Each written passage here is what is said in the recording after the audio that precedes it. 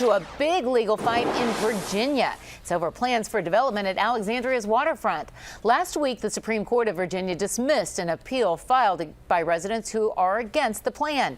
Jenny Doran is live in Alexandria with reaction to the ruling. Jenny? Rebecca, many residents are still fired up over how the city council took its first vote on redevelopment back in January of 2012. They felt like their complaints fell on deaf ears. But the plan passed a second time by a supermajority vote back in this past March, which is why Virginia's highest court is calling the entire legal challenge moot.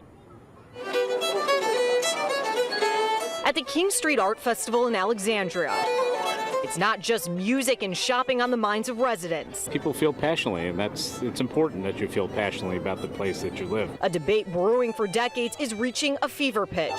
35-year resident James Ray knows the controversy all too well, as do his neighbors. The waterfront definitely needs to be redeveloped. In my opinion, is to bring in a couple of boutique hotels and a couple of restaurants would be a really nice thing for Old Town. I definitely think a few more businesses down there would be probably beneficial. I wouldn't want it to get too overblown.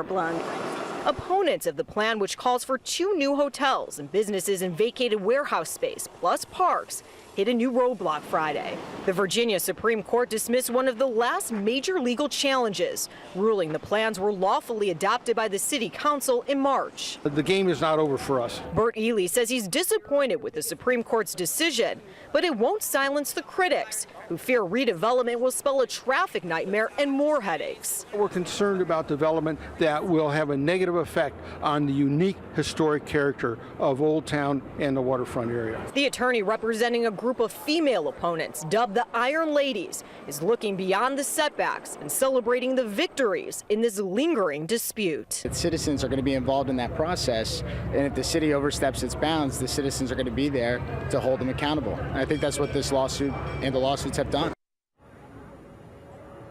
Tomorrow, critics will file an amended complaint proving this legal battle is far from over. Reporting live on the Alexandria waterfront tonight, Jenny Doran, ABC 7 News.